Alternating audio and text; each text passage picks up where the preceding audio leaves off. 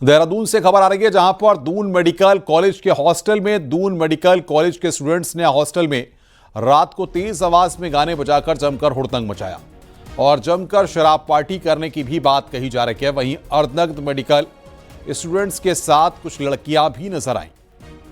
वहीं बताया जा रहा है कि जब हॉस्टल स्टाफ ने तेज आवाज को लेकर आपत्ति जताई और डीजे बंद करने को कहा तो मेडिकल कॉलेज के छात्रों ने गार्ड और कर्मचारियों से बदसलूकी और धक्का मुक्की की। और बातचीत करने के लिए हमारे संवाददाता सत्येंद्र बर्थवाल इस वक्त हमारे साथ फोन लाइन पर जुड़ रहे हैं। सत्येंद्र, क्या निकलकर इस पूरे मामले में आ रहा है और क्या कोई कार्रवाई की बात भी कही जा रही है? बिल्कुल अनुपम, क्योंकि मामला बड़ा गंभीर था। हॉस्टल का ये पूरा मामला है। दून हॉस्टल दून जो मेडिकल हॉस्टल है वहाँ वहाँ का ये घटना है, क्योंकि रात को जो हॉस्टल में रहने वाले जो युवा हैं वो वहाँ पे नंगा डांस कर रहे थे और वहाँ पे डीजे लगाया गया था। और जो पड़ोस में जो अगल बगल के जो कॉलोनी है उन्होंने जब शिकायत की तो उसके बाद वहाँ पे पुलिस भी पहुंची। पुलिस प्रशासन ने पूरा ये बंद कराया था। पहले जो स्थानीय जो मेडिकल कॉलेज के ही गार्ड थे वो जब वहाँ पहुंचे तो उनके साथ वहाँ पे धक्का मुक्की हुई, उनसे बदसलूकी इन छात्रों ने की।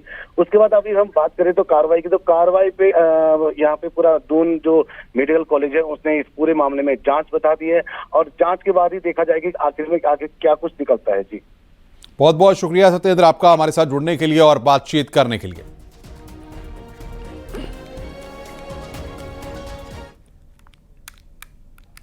आगे बढ़ते हैं। हरिद्वार में कनखल के एक आश्रम के संत पर जिस तरीके से मामला सामने आया है, आपको बता दें कि संत पर यहां पर आरोप लगे हैं।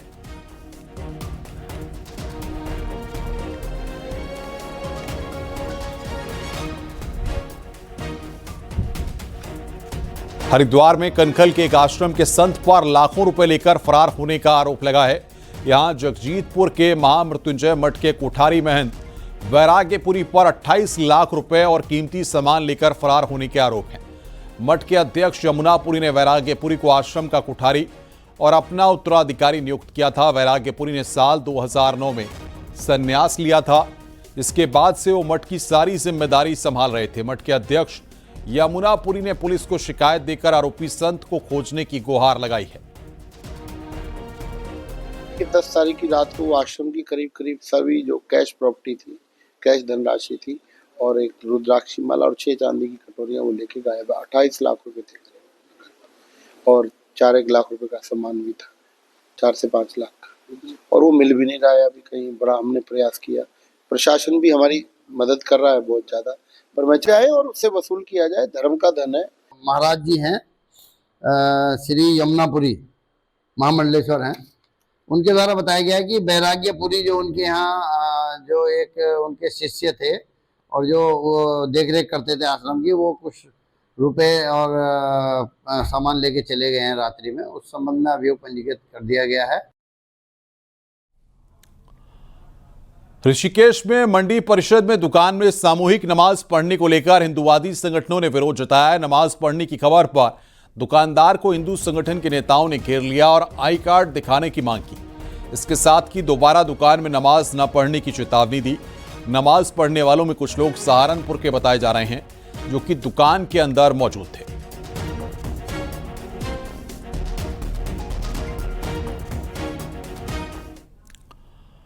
देहरादून से खबर है, जहां पर शनिवार रात एक क्लब में अचानक आग लगने से अफरा तफरी मच गई और बार टेंडरों का आग उगलने वाला करतब उन पर ही भारी पड़ गया। आग की चपेट में आने से 2 बार टेंडर झुलस गए। हादसे का वीडियो सोशल मीडिया पर वायरल होते ही पुलिस भी हरकत में आ गई और पुलिस ने क्लब प्रबंधन पर 10,000 रुपए का जुर्माना ठोकने के साथ सख्त हिदायत दी कि भविष्य में इस तरह के स्टंट हुए तो क्लब का लाइसेंस रद्द करने की सिफारिश की जाएगी।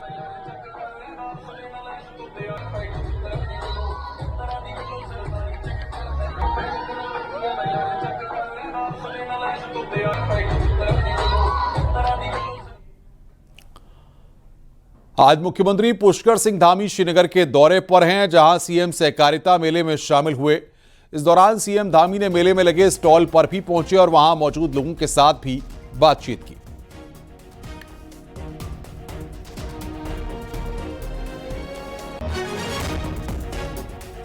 तो मेले में लगे स्टॉल पर पहुंचे मुख्यमंत्री धामी सीएम धामी का श्रीनगर का ये दौरा है। सहकारिता मेले में पहुंचे हैं। मेले में लगे स्टॉल पर सीएम धामी पहुंचे और वहां पर सीएम धामी ने निरीक्षण किया। वो तस्वीर इस वक्त हम आपको दिखा रहे हैं।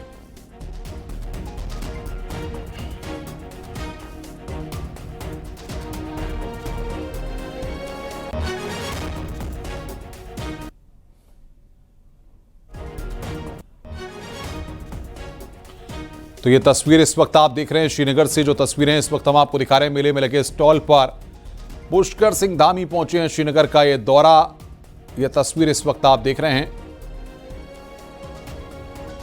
सहकारिता मेले में मुख्यमंत्री पुष्कर सिंह धामी पहुंचे हुए हैं। ये तस्वीर इस वक्त आप देख रहे हैं। सहकारिता मेले में मुख्यमंत्री पुष्कर सिंह धामी पहुंचे हैं। वो तस्वीर हम आपको दिखा रहे हैं।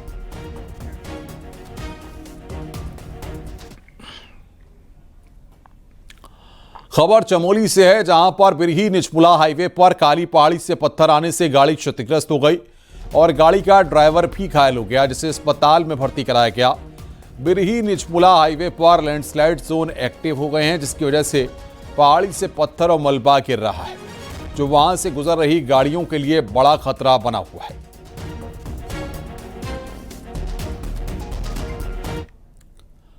हरिद्वार में गंगा के एक टापू पर फंसे लोगों के लिए जल पुलिस के जवान देवदूत साबित हुए। चुंडी घाट के पास गंगा का अचानक जलस्तर बढ़ जाने से 7 लोग एक टापू पर फंस गए और काफी देर तक मदद की गुहार लगाते रहे। सूचना पाकर श्यामपुर थाना पुलिस मौके पर पहुंची और लोगों को बचाने की कोशिश की, लेकिन गंगा का बहाव तेज होने के चलते पुलिस वहां पर नहीं पहुंच सकी। इसके बाद जल पुलिस के जवानों की मदद ली गई। राफ्ट और अन्य उपकरणों के साथ पहुंचे जल पुलिस के जवानों ने टापू पर पहुंचकर 7 लोगों का सफल रेस्क्यू किया और उन्हें सुरक्षित बाहर निकाला। सुरक्षित बचाए जाने के बाद फंसे हुए लोगों ने राहत की सांस ली और जल पुलिस का शुक्रिया अदा किया।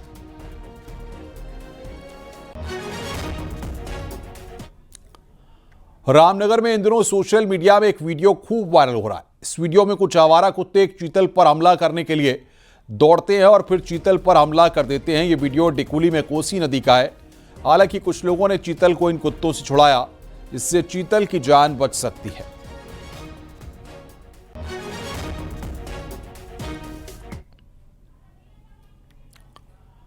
हरिद्वार में गंग नहर क्लोजिंग के दौरान तमाम गंगा घाटों पर अतिक्रमण किए जाने का मामला सामने आया। यूपी सिंचाई विभाग की ओर से कराए गए सर्वे में निजी और धार्मिक संस्थाओं के गंगा घाटों में अतिक्रमण पाया गया है, जिससे गंग नहर की धारा भी प्रभावित हो रही है। गौरतलब है कि दशहरे से दीपावली तक की जाने वाली गंग नहर बंदी के दौरान सिंचाई विभाग के द्वारा मेंटेनेंस और साफ सफाई के काम कराए जा रहे हैं। इसी के तहत विभागीय सर्वे भी कराया गया है। यूपी सिंचाई विभाग के एसडीओ का कहना है कि गंग नहर में अतिक्रमण को लेकर संबंधित लोगों को नोटिस दिए जा रहे हैं, जिसके बाद ध्वस्तीकरण की कार्रवाई भी की जाएगी।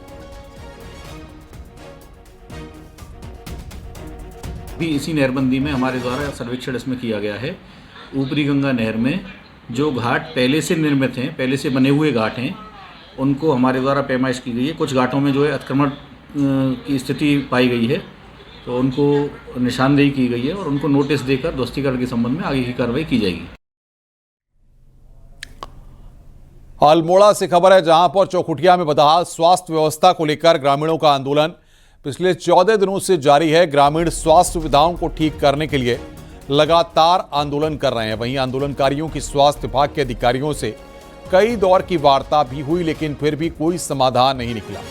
चौखुटिया में लोगों के जन आंदोलन को कई संगठनों का समर्थन भी मिल रहा है। ग्रामीणों का साफ कहना है कि जब तक उनकी मांगें पूरी नहीं होंगी, उनका आंदोलन जारी रहेगा। वहीं सीएमओ ने कहा है कि ग्रामीणों की मांग पर काम किया जा रहा है।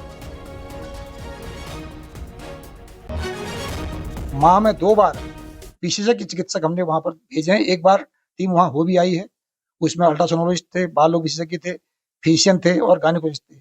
और दूसरी बार में हम फिजिशियन और नेत्र रोग विशेषज्ञ जो है वो वहां भेजने का विचार है। बाकी उम्मीद करता हूं कि बहुत जल्दी वो लोग अपना आंदोलन समाप्त करेंगे। भारत सरकार के नीति आयोग ने उत्तराखंड में लगातार कम हो रही कृषि भूमि को लेकर चिंता जताई है। आयोग ने चेताया है कि अगर इस पर ध्यान नहीं दिया गया तो ये एक तरह से डिजास्टर बन सकता है। ये रिपोर्ट देखिए। सरकारी आंकड़ों के मुताबिक उत्तराखंड की 50% आबादी आजीविका के लिए कृषि पर निर्भर है। बावजूद इसके पिछले 24 सालों में उत्तराखंड में 2 लाख हेक्टेयर कृषि लैंड कम हो गई है और इसका असर राज्य के अर्थव्यवस्था पर भी देखने को मिल रहा है। पर्यटन और उद्योग की तुलना में अर्थव्यवस्था में कृषि का योगदान सिकुड़कर मात्र 10% रह गया है और नीति आयोग ने इस पर गंभीर चिंता जताई है। नीति आयोग का कहना है कि इसे रोका नहीं गया तो आने वाले समय में राज्य के लिए एक डिजास्टर बन सकता है।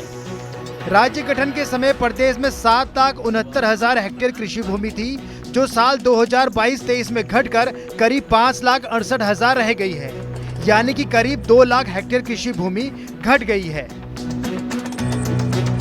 लोग जमीन को छोड़ कर आ रहे हैं और वो फैलो लैंड हो रही है।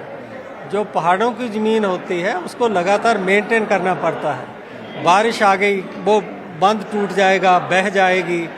उसकी कांस्टेंट यदि आप मेंटेनेंस नहीं करते तो आने वाले समय में एक बहुत बड़ा डिजास्टर हो सकता है। कृषि मंत्री गणेश जोशी का कहना है कि कृषि भूमि जरूर कम हुई है, लेकिन हम आधुनिक तकनीक का इस्तेमाल कर फसलों का उत्पादन बढ़ा रहे हैं। यही कारण है कि लैंड कम होने के बाद भी उत्पादन पहले की अपेक्षा 3 लाख टन बढ़ा है। हालांकि उनके इस जवाब से नीति आयोग इत्तेफाक नहीं रखता। हमारा खेती का क्षेत्रफल जो है 2 लाख हेक्टेयर कम हुआ है, लेकिन हमारा उत्पाद 3 लाख टन बढ़ा है। ये इस बात का मतलब है कि एग्रीकल्चर के क्षेत्र में हमारी सरकार, हमारे किसान बेहतर काम कर रहे हैं। आज अन्न के क्षेत्र में हम आत्मनिर्भर हो गए हैं। आज हॉर्टिकल्चर के क्षेत्र में विशेषकर आज हिमाचल व कश्मीर के बाद हम तीसरे स्थान पर हैं। प्रोडक्टिविटी का इंक्रीज जो एरिया की कमी है उसको कॉम्पनसेट नहीं कर सकता, ओके। और आप उसे होने भी कौन दोगे? वो तो सबसे इजी है उसे मेंटेन करना। तो वो ये सोचना कि उत्पादकता में वृद्धि उसको कॉम्पनसेट कर देगी, वो देखो लैंड का डैमेज हो जाना, यदि आप उसको कल्टीवेट नहीं करोगे, मेंटेन नहीं करोगे, वो आगे वाले जनरेशन्स को अवेलेबल नहीं होगी यदि किसी समय पे आप उसको कल्टीवेट करना चाहें। बहरहाल कृषि लैंड का कम होना पौड़ी और अल्मोड़ा जैसे जिलों में साफ तौर पर देखा जा सकता है, जहां सबसे अधिक पलायन हुआ है। नीति आयोग का कहना है कि खेती किसानी से लोगों का पलायन ना हो, इसके लिए सरकार को इसके कारण और समाधान दोनों पर गंभीरता से फोकस करना चाहिए।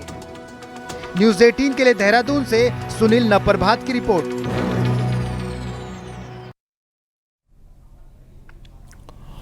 रुक रहे हैं यहां पर ब्रेक के लिए। खबरों का सिलसिला लगातार जारी है।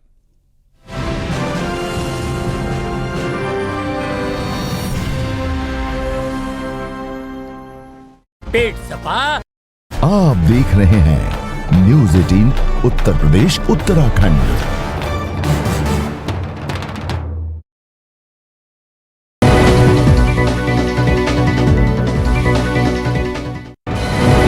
कानपुर में अवैध पटाखों के खिलाफ ऑपरेशन सतर्क के तहत पुलिस की छापेमारी जारी। स्वरूप नगर बाजार पटाखा बाजार के अध्यक्ष की कार से 70 किलो पटाखे बरामद। कानपुर में पटाखा ब्लास्ट मामले में आरोपी शकील समेत 10 पर मुकदमे दर्ज। हापुड़ में इनकम टैक्स की लाखों की टैक्स चोरी को लेकर छापेमारी, अलग अलग जगहों पर आईटी की छापेमारी जारी। मेरठ की चौधरी चरण सिंह यूनिवर्सिटी में फोड़े गए हैं पेट्रोल बम। यूनिवर्सिटी के छात्रावास का वीडियो हो रहा है वायरल। हरदोई के कचौना थाना पुलिस ने पॉक्सो एक्ट के तहत आरोपी गुड्डू को गिरफ्तार किया है। बुलंदशहर के ककोड़ कोतवाली के जंगलों में मिला एक युवक का शव। पुलिस ने शव को पोस्टमार्टम के लिए भेजा, जांच जारी। प्रयागराज में गोदाम में लग गई भीषण आग, लाखों का सामान जलकर हुआ खाक। संभल में मीट कारोबारी के ठिकानों पर रेड, हाजी इमरान की कोठी और फैक्ट्री पर आयकर विभाग की टीम मौजूद। सहारनपुर में एक मस्जिद परिसर में नाबालिग छात्रा के साथ रेप का आरोप। फतेहपुर के गौरा चुरियारा गांव में कांस्टेबल आदित्य पटेल ने पिता और भाई पर ईंट से हमला किया। आगरा में ताजमहल के साउथ गेट पर लग गई है आग। वायरिंग में शॉर्ट सर्किट के चलते आग लगी। यूपी वक्फ विकास निगम के डायरेक्टर गुलाम मोहम्मद ने वक्फ की संपत्ति को लेकर दिया बड़ा बयान। समाजवादी पार्टी के महासचिव शिवपाल यादव ने बीएसपी अध्यक्ष मायावती पर निशाना साधा। कहा, मायावती बीजेपी के इशारे पर चल रही है। आईआरसीटीसी घोटाले में लालू प्रसाद यादव, राबड़ी और तेजस्वी के साथ 7 लोगों पर आरोप तय। मुरादाबाद में क्रिकेट खिलाड़ी की अचानक से पिच पर गिरकर हार्ट अटैक से मौत हो गई। नोएडा में खाद्य विभाग की बड़ी कार्रवाई, 550 किलोग्राम मिलावटी पनीर नष्ट किया गया। कानपुर में मकान की तीसरी मंजिल में लग गई आग, लाखों का नुकसान। ग्रेटर नोएडा के नॉलेज पार्क कोतवाली इलाके में छात्रों के 2 गुट आपस में भिड़ गए। कानपुर में पुलिस और बदमाशों के बीच मुठभेड़ हुई है, शातिर लुटेरा पुलिस की गिरफ्त में। सोनभद्र में पुलिस की 25,000 के इनामी गौ तस्कर के साथ मुठभेड़ हो गई है। लखीमपुर खीरी में दीपावली के त्योहार के मद्देनजर अवैध पटाखे के खिलाफ पुलिस का अभियान जारी है। 50 क्विंटल अवैध पटाखा जब्त हुआ है। हरदोई के अब्दुलपुरवा में एक घर में अवैध पटाखे का कारोबार चल रहा था। पिता और 2 बेटों के खिलाफ रिपोर्ट दर्ज। औरैया में एसओजी और कोतवाली पुलिस संयुक्त कार्रवाई करते हुए 10 लाख के अवैध पटाखों की बरामदगी करती है। हापुड़ में 3 लाख के अवैध पटाखों को पुलिस ने जब्त किया है। सीतापुर में अज्ञात कार ने बाइक को मारी टक्कर, बाइक सवार 2 सगे भाइयों की मौत। आजमगढ़ में एसबी-एसपी कार्यकर्ताओं की बस करंट की चपेट में आई, 3 लोग झुलसे। सीतापुर की मिश्रिक तहसील में औषधि विभाग ने अस्पताल और मेडिकल